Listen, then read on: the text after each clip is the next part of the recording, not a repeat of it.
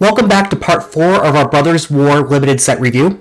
Today we're going to be going over the blue commons and uncommons. In our previous ones we went over, as you'll see up here, the artifacts and multicolored. This is our first single colored that we're going over. We're starting with blue because it was the best color in Dominaria United, and I just kind of like to pick the best color from the last set and work our way around the color wheel into the last color. And we'll start off here. So first up we have Weak Stone Subjugation. For 1 blue mana, you get an enchant artifact or creature. When Weak Stone's Subjugation enters the battlefield, you may pay 3. If you do, tap Enchanted Permanent, and Enchanted Permanent doesn't untap during its controller's untap step. This is removal, but it doesn't work at first, and it's expensive if you do want it to work at first. Also, there are sack outlets in the set, so cards that are not true removal that just attach to another creature are not the greatest. Yet this is a form of removal, so it's not unplayable. I think this is on the stronger side of filler. I give this a D+. Up next we have Air Marshal. For 1 red blue, you get a 2/1 human soldier creature. It has pay 3, target soldier gains flying until end of turn. The flying ability that you pay 3 for is not enough to pull this out of the D category. Again, I think this is just filler. I'll give this a D+, with maybe trending towards a D. Up next, you have Curate. 1 in a blue, for an instant, Surveil 2, draw a card. This can fuel Excavate, but it's not enough of a benefit to pay for drawing the best card just out of 2, right? When we had the last card that was like this in the last set where you pay 1 in a blue, you can look through 4 cards and pick your very best card. This does not dig you deep enough. I'm just going to give this a D. Up next, we have Philology Archaeologist. For 1 in a blue, you get a 0/3 human scout creature. When it enters the battlefield, mill 3 cards. You may put a non-creature, non-land card from among the cards built this way into your hand. If you don't, put a +1/+1 counter on it. I like that this can draw instants and sorceries and artifacts, and it's an okay body. So it's draw that is impacting the board, but it really does suck when you miss. And just a playable when you have enough spells. So I'm going to give this a synergy grade. I think this is a playable when you have enough spells. Synergy C-. Up next we have Machine Over Matter. For 1 in a blue, you get an instant with this spell costs 1 less to cast if you control an artifact creature. Return target non-land permanent to its owner's hand. I kind of like these bounce spells in sets that reward you for bouncing your own creature. So this can protect your own creature when you need it to. This can bounce an opponent's creature when you're playing a tempo game. If you're doing both of those, you will want these. You won't want too many of them, though. Remember that this can bring back Prototype as well. So if you play something with Prototype and then bring that back to your hand, later on you can then play it for the expensive Prototype cost. So I'm going to give this, I still think it's filler. I kind of like the card, but D+. Up next we have Scatter Ray. For 1 in a blue, you get an instant counter target artifact or creature spell unless its controller pays 4. Okay, so this is comparable to Essence Scatter. It can counter a creature. It can also counter artifact, which I think is just a plus in this. The downside is their controller can pay 4 to nullify this, but the 4 is a big cost. So you'll find targets for this early in the game. You'll find them even late in the game when they play something big. I think this is just a really good card. I'm going to start this out at a C+. I don't think it quite pulls me into blue, but this is one of the strongest cards we have seen yet in the common slot. Up next we have Stern Lesson. For 2 in a blue, you get an instant with draw 2 cards, then discard a card, create a tapped Power Stone token. I'm in for a divination that creates a Power Stone. Yes, you have to discard your worst card. It definitely hurts it, so it's not a true divination. But the downside of this card is you kind of want your Power Stones earlier in the game in order to use them more. It is true that your big artifact creatures are a lot of times 8 through 10 mana, and so it doesn't matter. Like, you want that Power Stone token to just get you into that late game anyway, so they do have benefit in the late game too. With all this said, I think I'm going to give this a C-. I think it's on the lower end of your playables, but I do think you're going to want the opportunity to get both card draw and Power Stone tokens out of a single card. Up next, Third Path Savant. For 2 and a blue, you get a 2/3 human wizard creature that has pay 7, draw 2 cards. The creature itself is underpowered, but its ability, especially with Power Stones, is quite good. And I really like cards that impact the board and yet can still draw you cards. And so these are the type of cards I want to play that give you draw. It's nice when you don't have to activate it to give you draw, but late in the game, this can run away with drawing you a ton of cards. So I'm going to give this a C. I think this is a solid playable.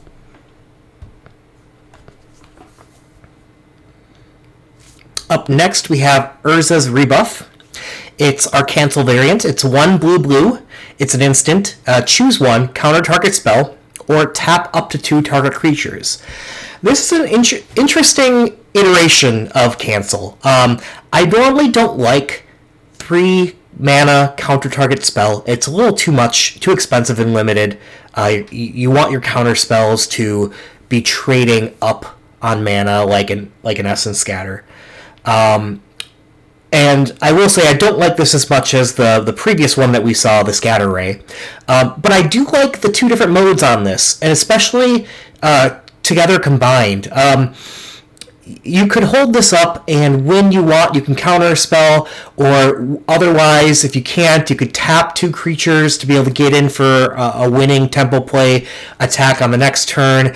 It does have a little bit of a bad side of this card in that you wish you could do this prior to the attack phase of your opponent so they can't attack with their creatures, but they're most likely to play the spells you want to counter after the combat phase. So there's a little bit of that tension going on, but that's not enough to really give this too much of a downside. I think this is powerful enough to actually like this variant of counterspell. Usually I would give this filler grade. I think this one's a playable. I'm going to give this a C-. Up next, we have Wing Commando. For 2 and a blue, you get a 2/2 flyer with prowess. It's a fine playable. The 2/2 flyer for 3 is about the rate you would expect for 3. And you want a little bit of upside. Prowess is definitely some upside there.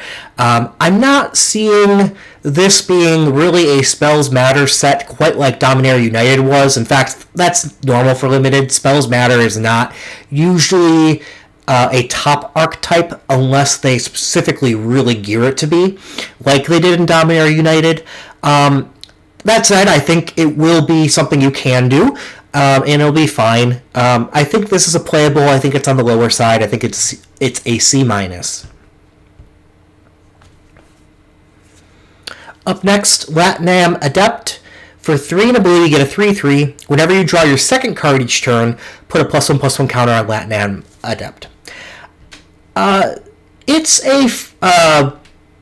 it's a fine card. The rate's not great. I don't love these cards that when you get it into the battlefield late and then it starts growing thereafter. You really want your growing cards to enter early and scale with the game as you play it. But this can grow big and get there late in the game, but it grows slowly. I'm not a huge fan. I think it's filler. I think it's a D+. Up next, we have Mightstone's Animation. For 3 and a blue, you get an enchant artifact. When Mightstone's Animation enters the battlefield, draw a card. Enchanted artifact is a creature with base power and toughness 4/4 in addition to its other types. So I don't mind turning, for instance, like a Power Stone into a 4/4 creature draw card, right? I actually think that's quite powerful. This can turn, I mean, it does mean you need an artifact on the battlefield that you don't mind turning into a creature, so that's their setup cost there. But the payoff of a 4/4 draw a card for 4 is quite good, and I think there'll be enough Power Stones floating around that you'll be able to activate this fairly often. So I like this card quite a bit. I'm going to start this off pretty high. I think this is a C+. I don't think it's a pull into blue, but I think this will be a good card that you'll want to keep your eye on. Up next, we have Retrieval Agent. For 3 and ability, you get a 2/5 human soldier creature. It has pay 2, and it gets +1/-1 until end of turn.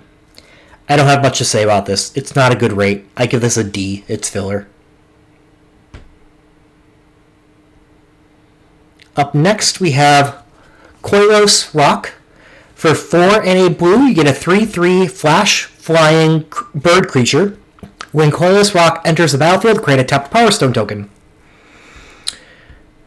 While I don't love picking up too many 5+ mana cards in a set that provides you the opportunity to have your cards be flexible, like you'll have things in the 5 slot plus that you'll want to play that have a version that you could play earlier in the game, so keeping your cards limited to that to make sure you have early plays and late plays and are very flexible of a deck is my preference.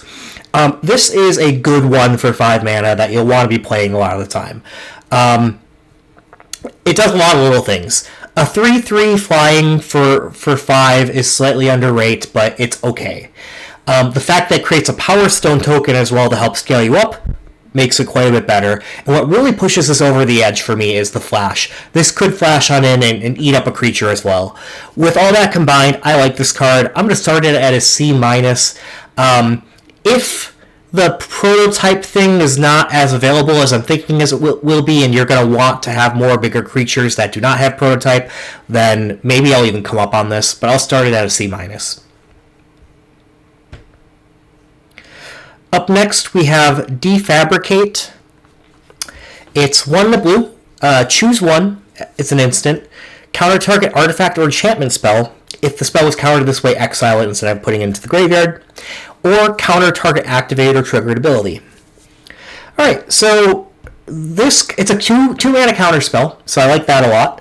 And it counters everything besides the primary thing that you want to counter, which is a creature, but because it can counter like literally everything else, it's still a good playable card. I don't like this as much as Scattered Ray, but it is a playable card. I'm going to give this a C.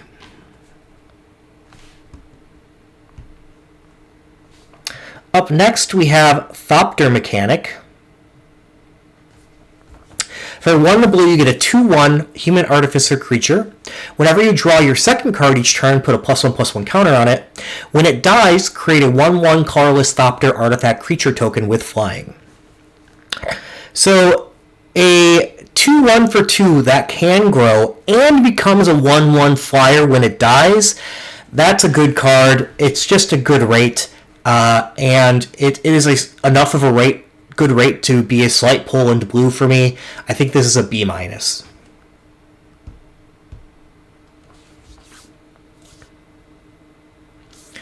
Up next, we have Zephyr Sentinel. For 1 in blue, you get a 2/1 human soldier creature. It has flash and flying. When it enters the battlefield, return up to 1 other target creature you control to its owner's hand. If it was a soldier, put a +1/+1 counter on it. Now, a 2/1 flash flying for 2 is already a good rate. And the fact that you can return something to your hand, especially that is already about to die, this is flash, right? If you put it as something as a blocker and flash this in, or if they take a removal spell and flash this in, you're countering that removal spell, and then it could potentially even grow this. That's a great rate. This is a solid pull in the blue. This is a B.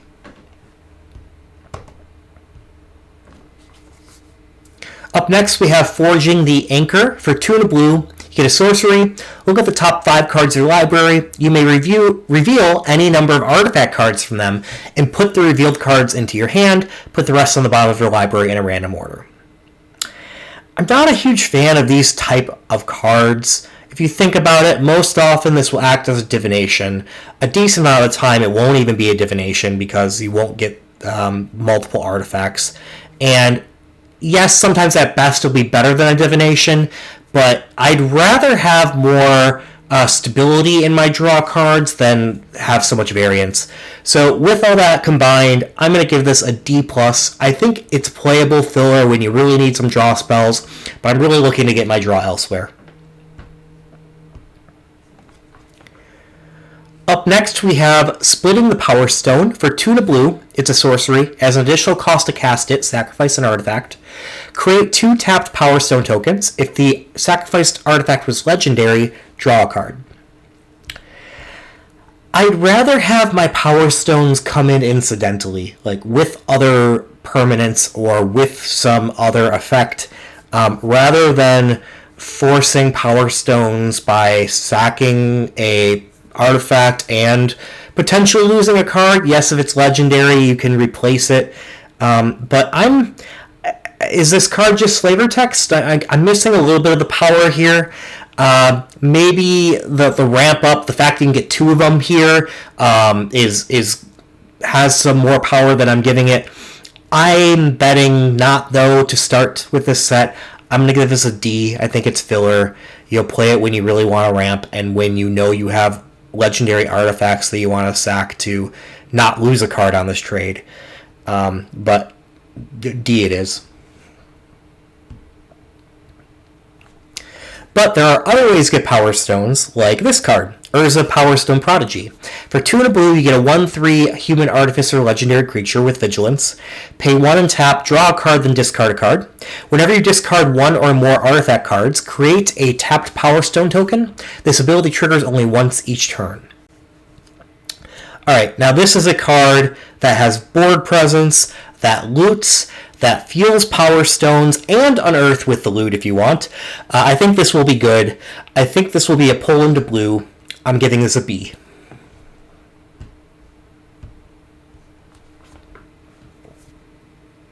Up next, Involuntary Cooldown.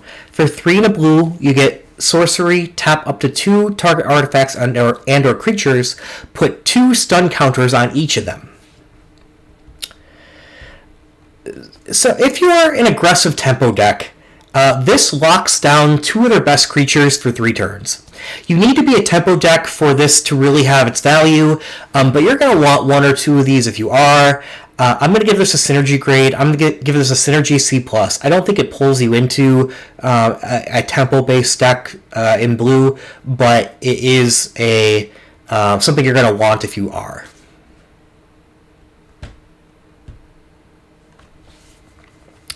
Up next, we have Take Flight, 3 and a blue, enchant creature. Enchanted creature gets +1/+0 and it has flying, and whenever this creature attacks, draw a card.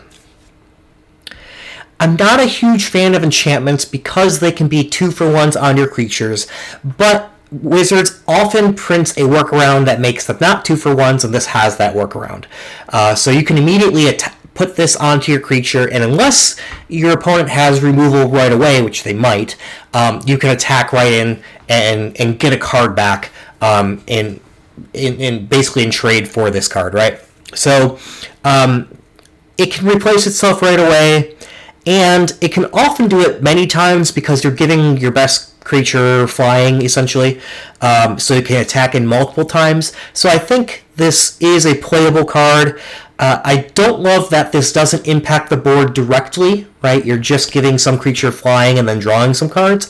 But I think it is going to replace itself often and draw enough cards multiple times and give something evasion and +1. That's enough altogether to make it playable. I think it's on the lower side. I'm going to give this a C-, but C- it is. Up next, we have Flow of Knowledge, 4 and a blue. It's an instant. Draw a card for each island you control, then discard 2 cards. So basically, this is good when you're mono blue, and it's bad otherwise. So I give this a Synergy C. You'll want to play this when you are mono blue. Otherwise, you won't. And I think you will not be mono blue that often. So ultimately, I don't think this is a great card. But if you happen to be mono blue, this is a card for you. And lastly, we have Keeper of the Cadence. For 4 blue, you get a 2/5 human wizard creature. You can pay 3 to put target artifact, instant, or sorcery card from a graveyard on the bottom of its owner's library. So notice that this nullifies Unearth.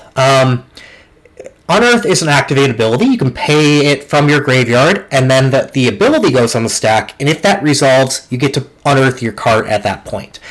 So if they unearth something and then you pay this, you are removing the card that their activated ability underneath yours on the stack would pull out. So this is effectively counter target activated unearth cost, right? That's what makes this card good. Now, it's 3 mana to do that, and I already don't love 3 mana counter spells. Granted, I like it a lot more when it's attached to a body and when it can be done multiple times. But this is kind of expensive to just get a 2/5 body that can be doing this. I could see myself coming up on this in practice down the line, but I'm going to start this off as just a C-. I think it's a playable that you'll want to play, but I'm not extremely attracted to this card.